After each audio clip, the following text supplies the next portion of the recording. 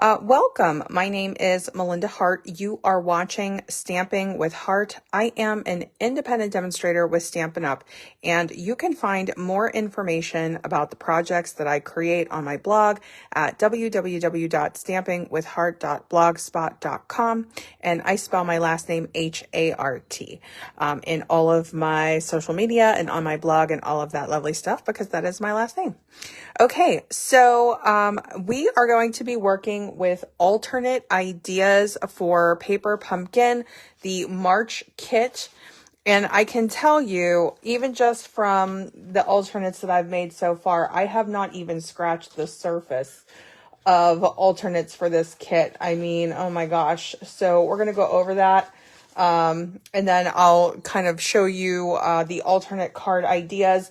It's going to get messy tonight. I'm going to be incorporating some of this alcohol, the 91% alcohol tonight. Okay, so as you guys are coming on live, thank you for reminding me, Tracy. As you guys are coming on, be sure to say hello, whether you're watching live or in the replay. I love to hear from you. Let me know where the weather is where you are.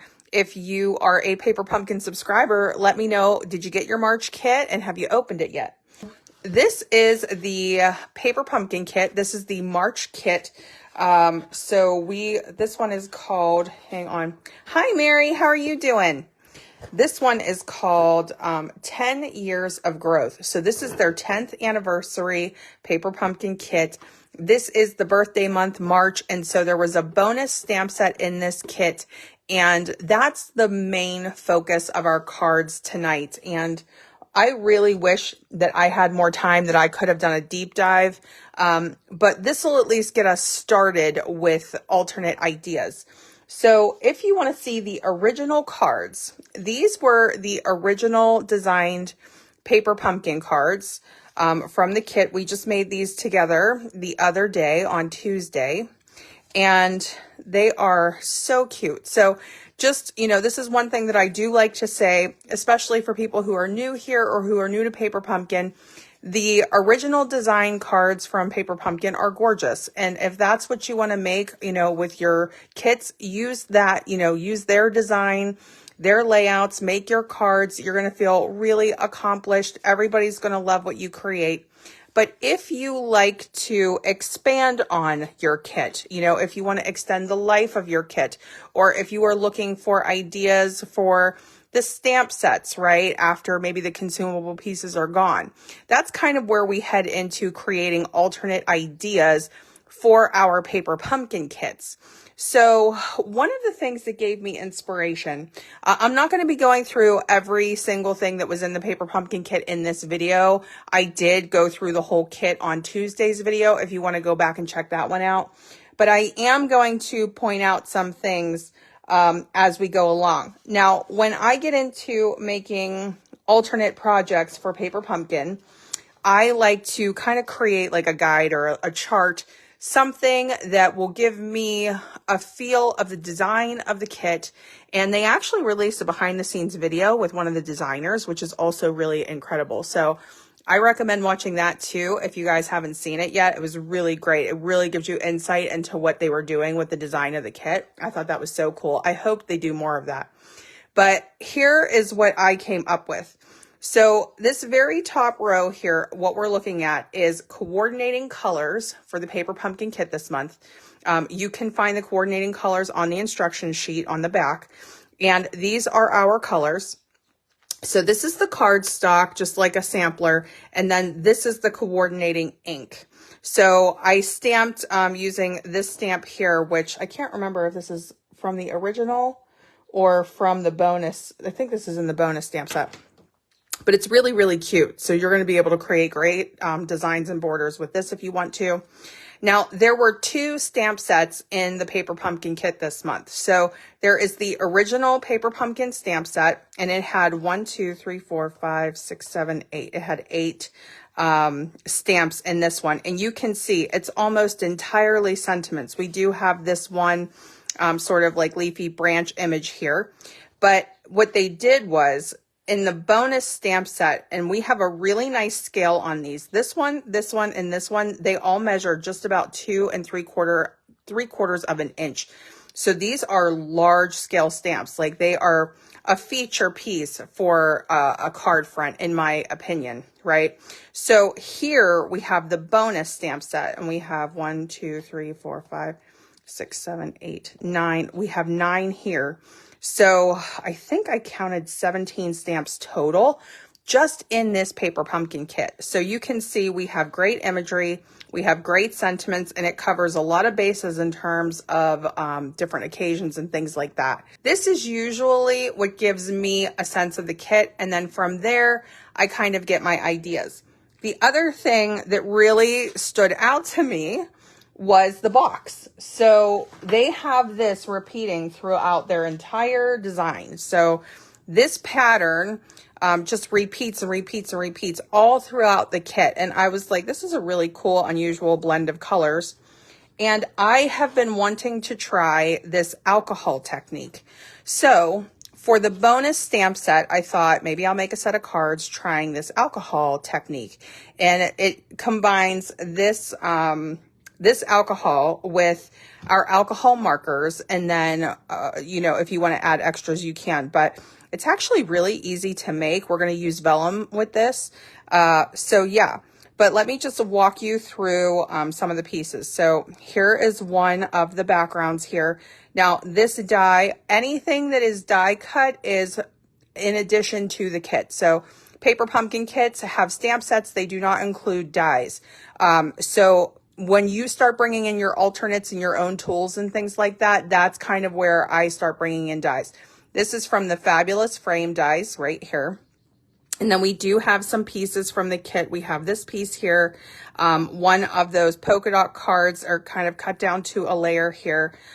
For the embellishments on this one, we used, or I used, the Hart pearls and sort of that matte finish there. And then the color combinations, fresh freesia.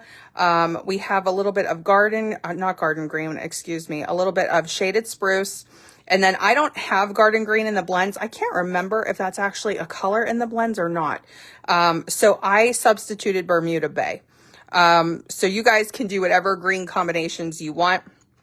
But that was that card there. And we'll, you know, we're going to recreate at least one of them, but I'm going to try to make multiple backgrounds. And then of course you guys can get the idea as to how to decorate the cards. But if you want to see me, you know, decorating every single card, just let me know. So here is more of a multicolor background, but this was more like in the pink purple family. And then again, we have some layering elements, some die cuts from the kit. I have that polka dot background again because I love it.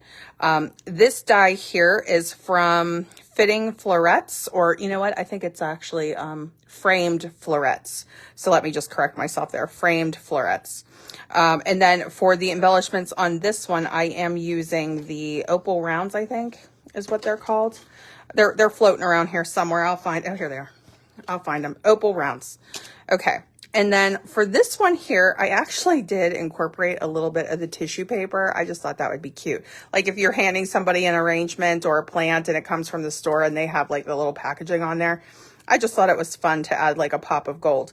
So this background, this is the one exception where we are using the Happy from the bonus stamp set, but this is actually a lot of the die cut pieces from the kit. This frame is from the Fabulous Frames dies, polished pink cardstock base here. But really kept it simple and just kind of rebuilt that plant. But this time we have it with one of those alcohol backgrounds. So that's kind of the difference there. So essentially it's the same exact arrangement as on this paper pumpkin card, which is the original design, but I just switched it up very slightly with our background. So just so that you can play on that, but you can still keep it like really similar. If you don't want to do a lot of stamping or coloring, you know, just use your die cuts from the kit. Refills are available, by the way. Okay, Roberta is telling me that there are no garden. I didn't think that there were. She's saying no garden green blends. I couldn't remember. So thank you, Roberta. I appreciate that. Hi, Marilyn. Thanks, Roberta. She says, love seeing your alternatives. Good. Okay. Everybody's saying that they can see. Okay. So, this is the last one. So this one here, and I think I forgot to mention This is the Orchid Oasis Metallic Ribbon. I couldn't resist. So, of course, we're going to be using a lot of our coordinating colors and Stampin' Blends as well, at least the ones that we have. But this Orchid Oasis, I think this is going to tie in really beautifully with alternates with this particular kit. Such a nice pop of shine and color, and it's a nice play off of the gold. Okay, so that was that one. And then this one here, I'm also using Orchid Oasis, but this is the twine. So we have like a 2022, 2024 in color twine pack. I can't remember specifically. And it's all 5 colors where it's white and then you have that accent, and that's what this one is, but Orchid Oasis. So again, fabulous frames, but in polished pink this time. This time I used the in color opal rounds, the 2021, 2023 in colors. We have our happy spring down here again. I do have like a little element, and this background is almost all pink. So you can kind of play around, and that's what we're going to do together, is just kind of play around with these backgrounds. If you guys have done this technique, let me know, this alcohol technique. I am new to it, so I am just going to ask for a little bit of patience while we're kind of playing around with this. And I have to mention, because you know I do, because I am a huge Paper Pumpkin fan, I have to mention the April kit. So if you are not already signed up for the April Paper Pumpkin kit, make sure you're signed up by April 10th. You know, it's good to just sign up now and not forget. So just depending if you need to renew on a prepaid code or what have you, this is a teaser as to what the April kit is going to look like, called All the Little Things. And to me, I mean, looking at this, that's going to be gorgeous. So just wanted to shout that out. If you have any questions, let me know. And if you want to make one of Paper Pumpkin's alternates, they have on your March insert, they have actually directions for their alternate right here. Okay, so we're going to make some backgrounds together. I'm going to put these cards aside, and then we'll bring them back around here. Okay, so we are going to switch into voiceover mode now. I am also slightly speeding up the video now. If you want to see the full length, or, you know, craft along with me in regular time, I do keep my full length replays on Facebook. But here I actually recorded myself making these things so that I could sort of speed this up and do this with all of you here on YouTube as well. So what we're doing is we are taking one sheet of 8.5 by 11 piece of vellum, and I just cut it into 4s. So each piece is cut at 4 1/4 by 5 1/2. And I know that what I'm going to do is trim that down slightly later. So I'm not so worried about my edges. I recommend getting a little cup or a bowl, put some of that rubbing alcohol or that antiseptic alcohol, whatever you call it, in there so that you can use that as part of this technique later. I will say I do kind of think that it's optional, but there we go. Now here is the process. You can be messy with your Stampin' Blends, which are alcohol markers. You just add whatever colors that you would like to your page. I was trying to do Shaded Spruce Light, and it was dry. So I ended up substituting with Shaded Spruce Dark, and it was just fine. So that is the Polish Pink combo. There's a little bit of Orchid Oasis coming in now, a little bit of Shaded Spruce, going back in and kind of filling in some areas here. So just coloring all over the vellum. Basically, we're creating a pattern that's going to change when we spray it with the alcohol solution. So here's what I learned about this technique. You can see I am spraying very generously on this piece of vellum, and this was the one that came out the softest of all of the ones that I did. But you can also see how it's pooling. There's just so much alcohol there. And the concept here that I was seeing when I was researching how to do this is that you can kind of move around the colors, and kind of smooth them out a little with your brush by dipping into that bowl. But on this very first one that I recorded myself making, it moved all on its own, and it was moving around so much because there was so much alcohol on it that I really couldn't manipulate it much. So I decided to leave it alone and let it dry. So I would recommend working in a ventilated space. Anytime you're working with something that can be a little bit fumy, in this case, the rubbing alcohol or the cleaning alcohol, whatever you want to call it, if you're going to blow on it to dry it, or if you're going to fan it to dry it, just don't get it too close to your face. You don't want to be breathing in the fumes, which it was another thing that I was kind of learning as I go. So I have two windows in my office, and I ended up opening one of the windows, and that was just fine. I also have a ceiling fan in my office, and you can put that on too. So totally up to you. Now, I protected my work surface by putting down a self-healing mat and a couple of pieces of computer paper. And because this first piece that I made was so saturated, even though alcohol dries quickly, I decided to get two new sheets of scrap paper, and I did that a couple of times. Now, the second step, at least for this particular piece, is you can take your Stampin' Blends, your alcohol markers. I'm using the brush tip side for this flicking technique. And you can kind of just flick the tip of your brush, kind of going more for the base of the marker there, right against the cap. And it will create this splatter pattern on your piece of vellum. So you're kind of adding a second layer to your sort of alcohol technique. You could probably do, similar backgrounds with watercolor. Don't feel like it has to be this one. But I do like to try to play around and incorporate different techniques that I feel are a little bit easier, right? So you can see I was flicking a couple of different colors here. And what I liked to do, like I didn't want to flick from that tip because you can end up kind of getting that tip a little bit messed up. So I flicked more from like the base of the marker closer to the black end there. And that kind of kept the marker intact, but still kind of flicked the little flecks of alcohol ink on there. So there you can kind of see the way that that's coming together. And again, it dries very quickly. Now you can see that my piece of vellum kind of curled while it was drying. So you can flatten that back out again. What we're going to end up doing is mounting each piece of vellum once we're done with the alcohol technique. We're going to mount them to a piece of basic white cardstock. Now, this step here, what you do is you dip your brush into the little alcohol cup there, and then I just tapped it against my tweezers, and it creates kind of a different layer of this alcohol sort of splatter pattern. And I ended up doing this two ways, where you're kind of tapping it on something and it's flicking the alcohol, or you could actually just flick the brush bristles straight from the edge of the cup, whichever you prefer. Now, I grabbed my Wink of Stella to try to get some shimmer and some shine on this. I couldn't find my shimmer paint, and it turns out my Wink of Stella was also super dry. So I'm definitely at that point in the year where I need to replenish on some of my products.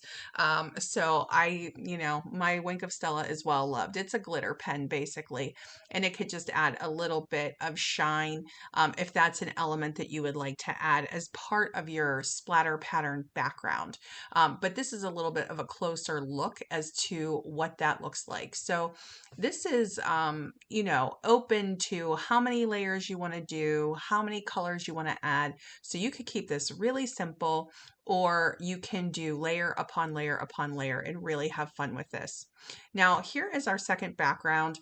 What I was trying to do here was see would it make sense to try to create a striped pattern and then do the alcohol technique where we're spritzing the alcohol and kind of keeping a pattern. And you can let me know what you think your opinion is on that. I did add in a little bit of fresh freesia here, you can see. But I had decided in the end that the way that the alcohol manipulates and moves the color around, I couldn't really notice that there was a pattern in the end. Now, from that first experience where I had used too much alcohol, for every background that we did after that, I used much less alcohol. So I would only spritz like once or twice lightly, and then I would bring in my brush with the alcohol in the cup to do the rest. So it's up to you again as to how you want to do this. And you can see, like, you can end up smushing or getting muddy color, together if you don't kind of dip and clean off your brush tip in between. And you might even want to wait, as it's drying and, just depending. But like I said, I was sort of experimenting, and I like to show you what I'm doing as I do this.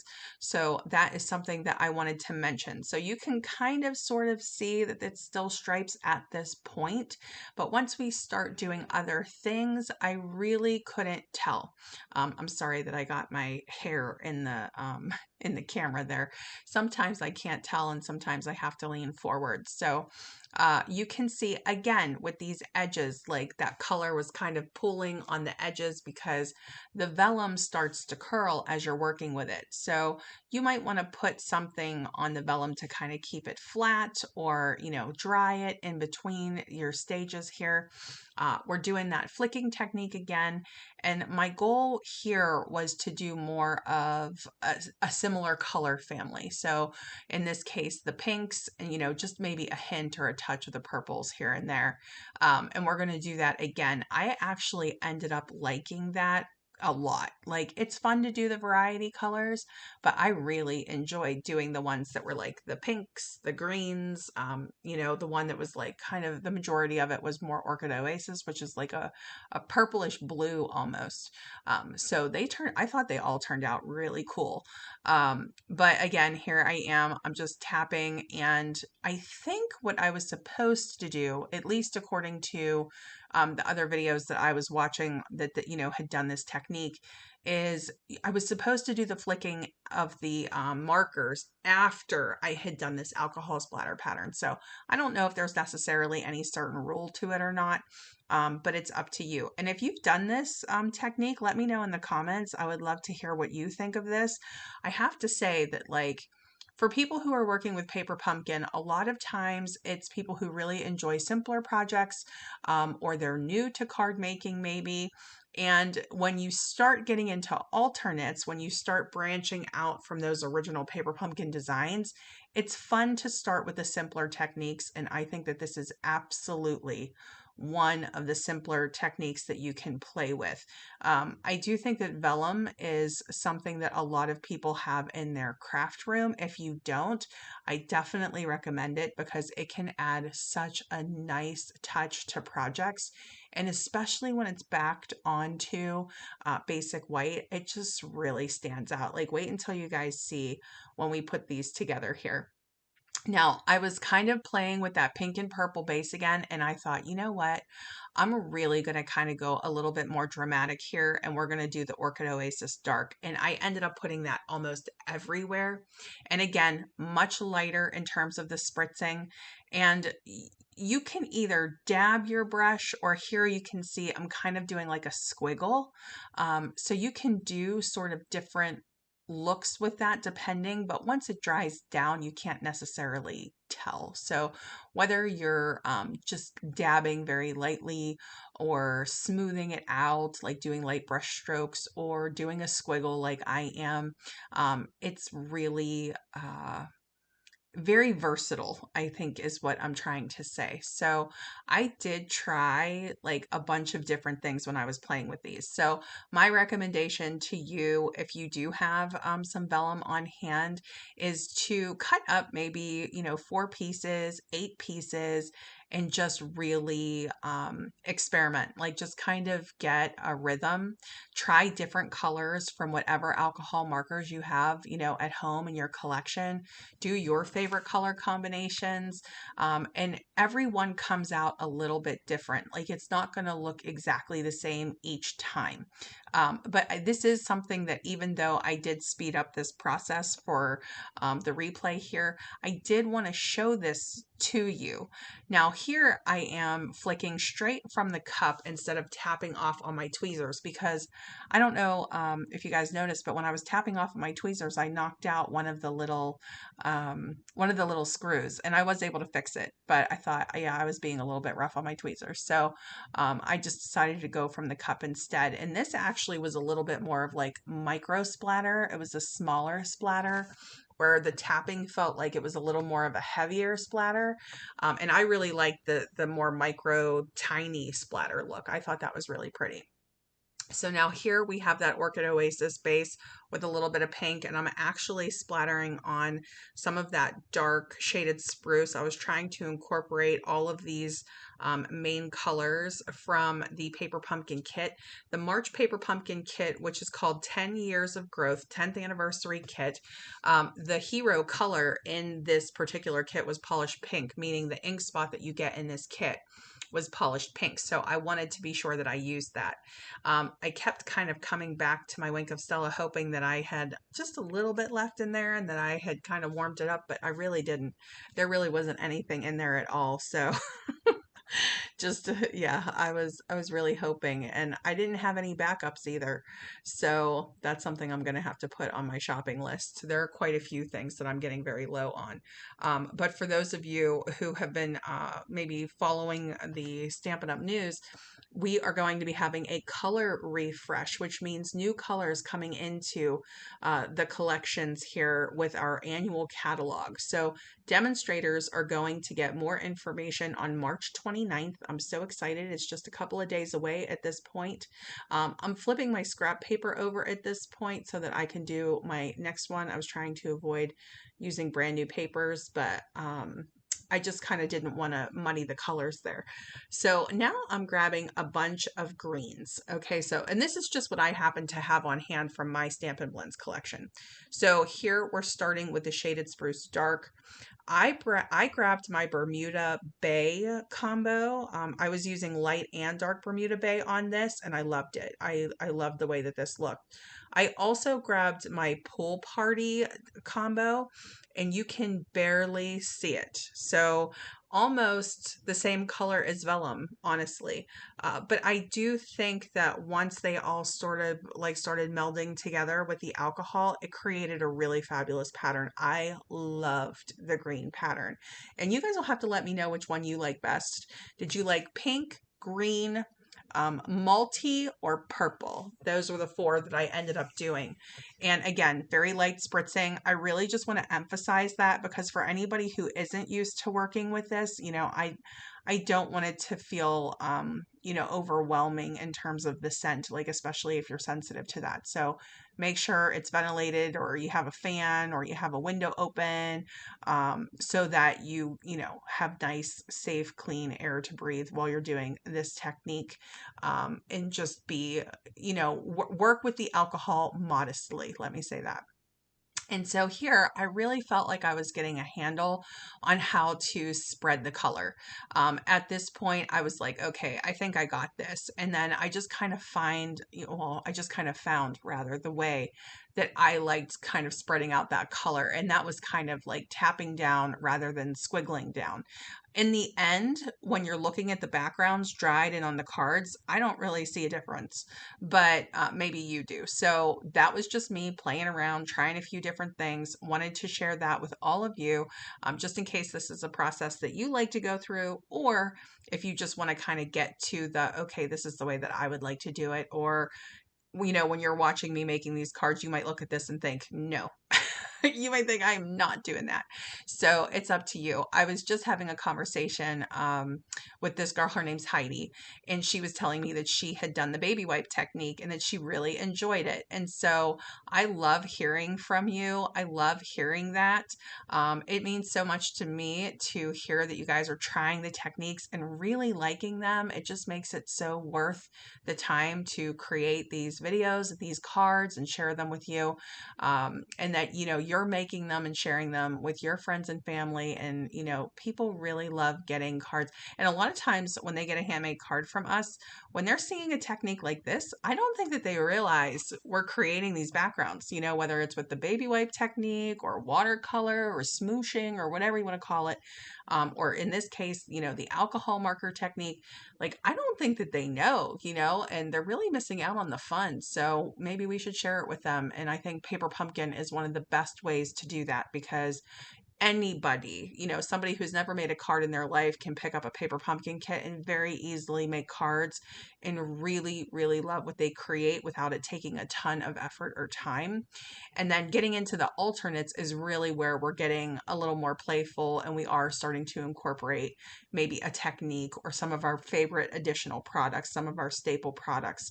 But I think that the place where we really shine with paper pumpkin alternatives, not just in terms of really maximizing the value of your kits and your stamp sets, I really love the coordinating colors. So for me, it is so worth it to have the coordinating cardstock, the coordinating ink, the coordinating markers, the coordinating ribbon, the coordinating embellishments. It is so worth it to me.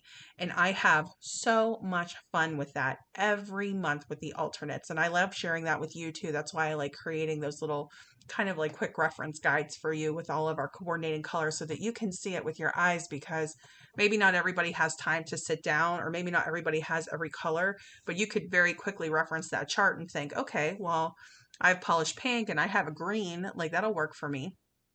So here we are. I cut one piece of basic white down into fours as well. So those are also cut to 4¼ by 5½.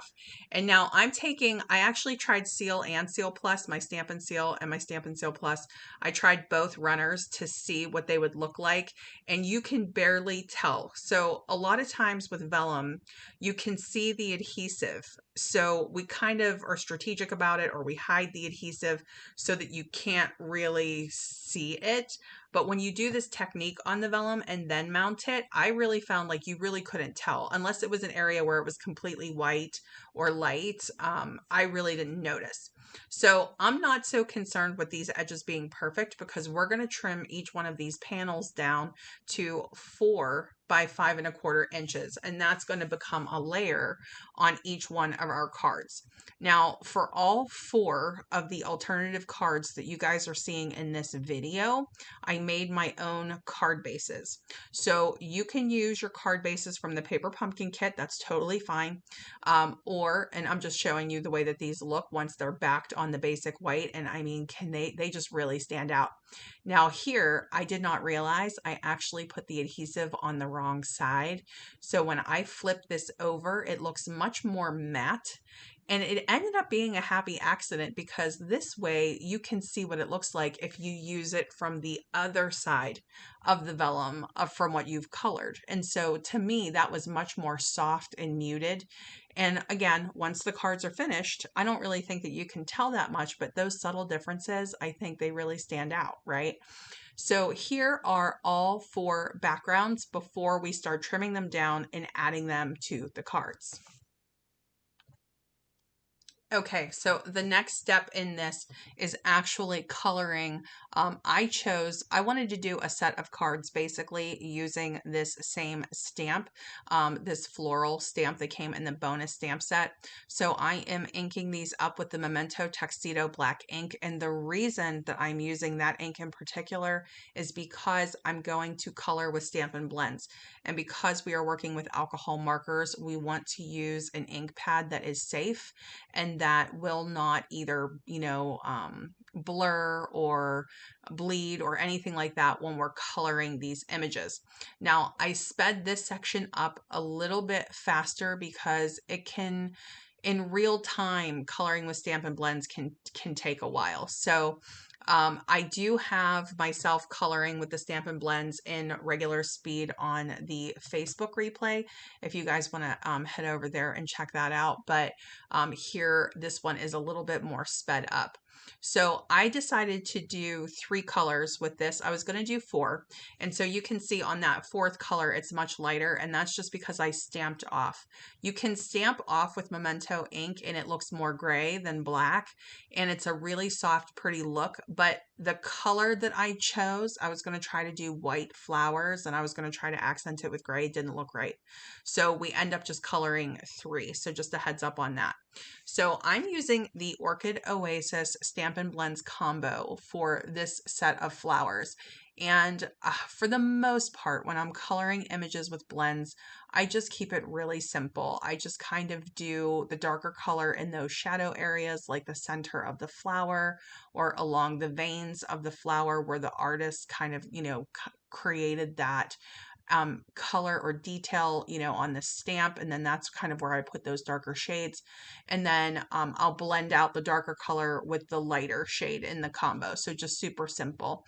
And then I had used Shaded Spruce Dark for the leaves for this first one. And then I popped a Post-it next to them as I was going along, just so that I would remember. So the next one, we're doing Polished Pink. And here I was trying to figure out a good green combo that I could do for my leaves, because with Shaded Spruce Light being too dry to use, I was like, okay, what can I use instead? And I ended up doing a combination of Shaded Spruce and Bermuda Bay. And I actually really liked it. I don't color with Bermuda Bay that much. Now, one thing I did notice when I was coloring these is that we have 3 open flowers and then 3 buds. So on the Orchid Oasis one, I actually colored those buds as leaves because I didn't realize it. And then I was like, oh, I think those are closed buds of flowers. So when I did the polished pink version, I colored the buds pink and then everything around them green. So you could go with whatever you think. I think it's open for interpretation. Like I said, as much as I love flowers, I don't actually know that much about them technically. So I can't tell you like what type of flower it is and what colors it comes in. I just kind of color what I think is pretty. So that's what I'm going with there. And so here you can see bringing in that Bermuda Bay. So you can have fun playing around with it, whatever color markers that you have in your collection, or whatever flower colors you might want to coordinate with the backgrounds that you make, or with the ink in this, the paper pumpkin kit. It really just depends on how much you have. But one of the things that I do strive for when I'm creating alternate videos is that you feel like you can make alternates confidently, even if you don't own every single thing from Stampin' Up. Like, it's okay. You can build your collection over time. Don't feel like you have to have every color marker. If you have just a couple, that should be fine. It should be just enough, and you can really make really pretty cards just as easily with that. And if you don't have alcohol markers, maybe you have watercolor pencils, do watercolor pencils. And if you do choose watercolor pencils, then I would say just switch out your ink and do the StazOn ink instead, which is, safe with watercolor. You could stamp the flowers just in polished pink and not worry about coloring them in at all. So it's totally up to you. Now here we're doing the Fresh Freesia flowers. So this is our Fresh Freesia color combination with the Stampin' Blends. And here again, I was coloring the buds, the color of the flowers at this point too. Whenever you're working with the dark Fresh Freesia, it's really still soft and subtle. So that one, I didn't feel like I needed to blend out as much as, let's say, the Orchid Oasis. Like the Orchid Oasis dark is pretty dark. So again, totally up to you.